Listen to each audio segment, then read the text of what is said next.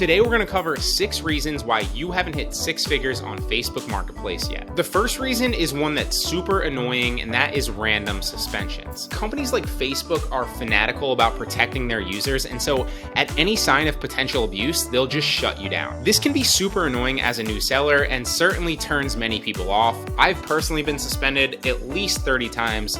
No joke. The key is to understand that this is part of selling on such a new platform, and their AI is actually the one doing the suspending. Most likely, a product that you uploaded was flagged by the algorithm, or you have an unhappy customer that reported you. Rather than chance it, Facebook resorts to just suspending your account to be safe. This actually used to be a much bigger problem just a few months ago, resulting in suspensions that were up to months for some people, but it has gotten a lot better, and they're a lot faster at reversing these wrongful suspensions. Now, if one of my accounts gets suspended, it's typically back up within just a few hours. You have to accept that this is just a part of selling on a new marketplace that's still ironing out all their kinks. They still have a lot of bugs on the platform, but they're getting a lot better, and they're constantly shooting to improve everything. The second reason is that you don't have enough good products. This one is really simple and doesn't really need much explanation.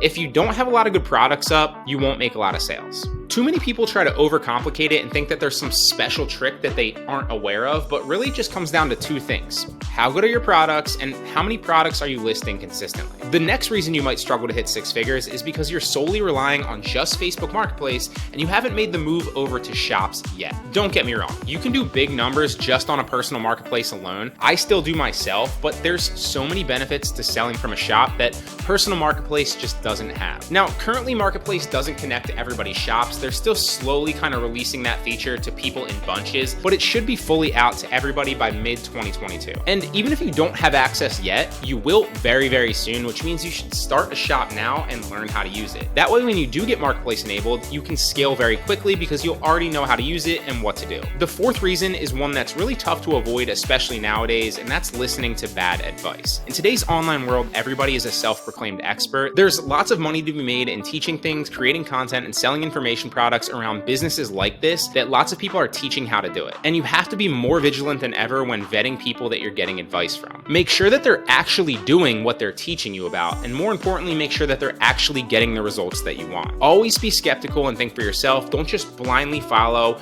or blindly listen to somebody, even if they might seem like they're successful or seem like they know what they're talking about. That said, there are a lot of people out there that do give great advice that will actually help you, so just make sure you're getting advice from the right people. The fifth reason is something that most entrepreneurs struggle with, myself included, and that's not hiring anybody to help you. As entrepreneurs, we're typically control freaks, and when you know how to do everything, it can be tough to relinquish some of that control to other people because you might worry that maybe they won't do it as good as you. But this mindset holds your business back from scaling, and it keeps you working in your business and not on it. By hiring other people, you can buy back your time and focus on new frontiers to expand and scale further. It also lets you focus on R&D, constantly improve your current processes, and build better systems. And sixth, if you haven't really given it a real shot yet, that's on you. Too many people get caught up in analysis paralysis and never really take any real action. They constantly worry about having all the information before they do anything in fear of potentially doing something wrong, but you're never gonna have all the information. So instead, learn a little bit, then act on what you've learned, then make some adjustments on what you've acted and learned from, then learn more, act on that new information, make more adjustments, etc. Those are great places to start, but if you don't ever act on that information, you won't ever get anywhere. So jump in and learn to fly on the way down. And the first thing I recommend doing to get some quick results is to simply start listing products. It's super easy. You can check out the video linked up in the right-hand corner right now